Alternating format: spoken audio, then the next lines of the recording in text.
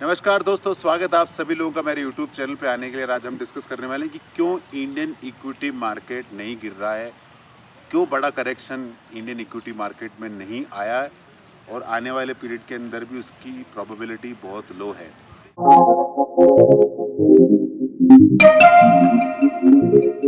और हम देख रहे हैं कंटिन्यूस बेसिस पे अलग अलग मार्केट के ज्ञानी लोग आके बोल रहे हैं कि मार्केट बहुत ओवर वैल्यूएशन जोन में चला गया है।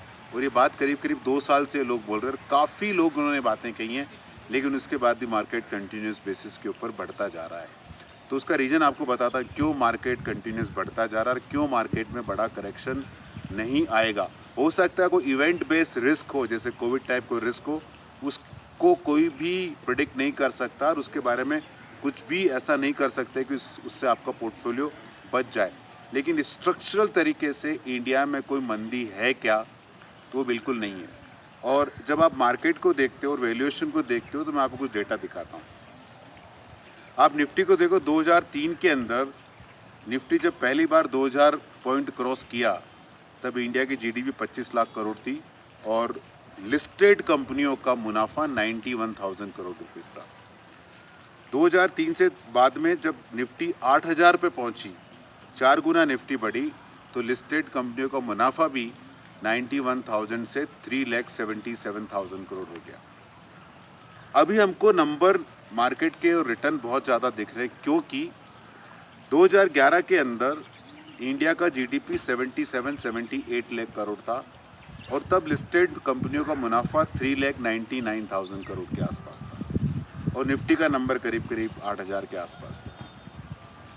उसके बाद 2020 के अंदर इंडिया का जीडीपी 77-78 लाख करोड़ से बढ़ के 2,01,000 करोड़ के ऊपर हो गया। मतलब इंडिया का जीडीपी करीब करीब 3 गुना बढ़ा। लेकिन 2020 के अंदर लिस्टेड कंपनियों का मुनाफा 2011 के मुकाबले 3,99,000 करोड़ से बढ़ के 4,55,000 करोड़ हुआ।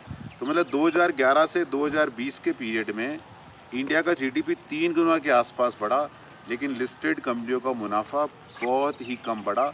और 2010 से 2020 के पीरियड को हम we call it lost decade for Indian equity, because उस पीरियड में मार्केट ने 8.5% रिटर्न दिया, क्योंकि कॉर्पोरेट प्रॉफिट ग्रोथ भी 8.5% हुआ। और ये 2010 से 2020 के पीरियड में कॉर्पोरेट प्रॉफिट का ग्रोथ इतना कम क्यों हुआ? उसका रीज़न है कि 2014 में मोदी जी आए, उसके बाद ब्रूटल इकोनॉमिक रिफॉर्म हुए, जीएसटी हुआ, रेरा हुआ, बैंक्रप्सी कोड आया।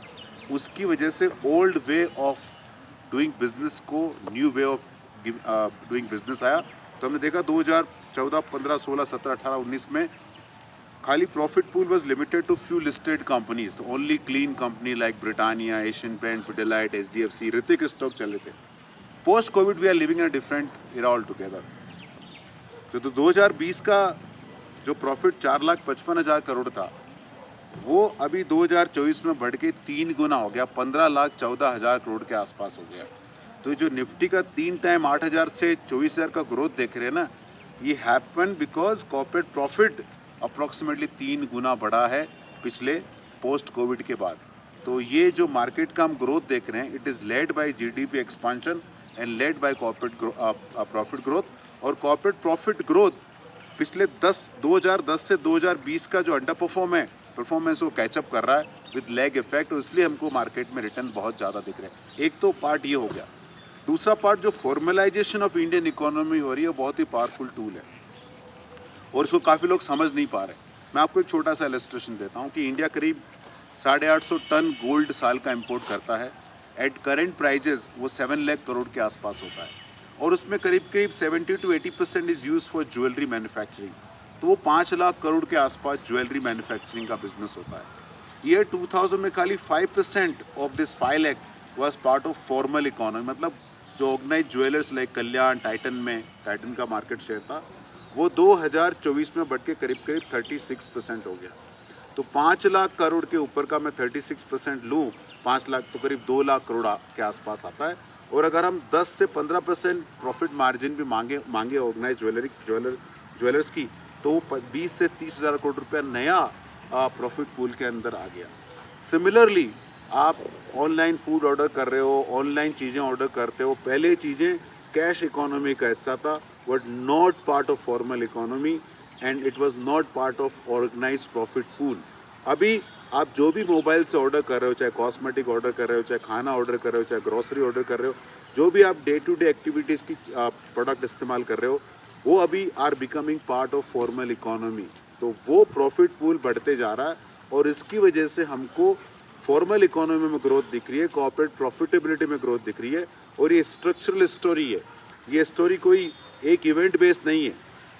इसलिए हमको लगता है कि इंडियन इक्विटी मार्केट जो ब्रॉड मार्केट पार्टिसिपेंट है उसको चीज़ को समझ रहे, इसलिए हमको इस बाज़ार में बड़ा करेक्शन नहीं दिख रहा है। इवेंट बेस का मुझे कोई पता नहीं है। उसके अलावा अगर हम देखें तो स्ट्रक्चरल इंडियन इक्विटी मार्केट में कोई भी चैलेंज नहीं है। तो इस बाज़ार में पैसा डालें, जब भी मार्केट गिरे और डालें, रेगुलर बेसिस पे डालें और पैसा निकालें नहीं जब तक कि आपको पैसे की ज़रूरत नहीं हो।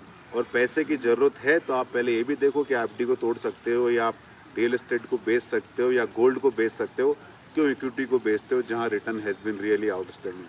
दोस्तों, ये वीडियो सिर्फ और सिर्फ एजुकेशन पर्पजेज़ के लिए। आपको कहाँ पैसा डालना, कहाँ नहीं डालना, अपने म्यूचुअल फंड डिस्ट्रीब्यूटर से कंसल्ट करें। और ये जो डेटा मैंने दिखाए पास्ट के हैं, फ्यूचर में ऐसा होगा या नहीं होगा मुझे पता नहीं है। और mutual fund investments are subject to market risk. Please read the offer document carefully for investing. और कोई भी इन्वेस्टमेंट प्रोडक्ट में रिटर्न देखने से पहले रिस्क जरूर देखें। और फाइनली दोस्तों, ये पैसा आपका है, ये फ्यूचर आपका है। हम इस पूरे प्रोसेस में बहुत ही छोटे इनेबलर हैं। धन्यवाद।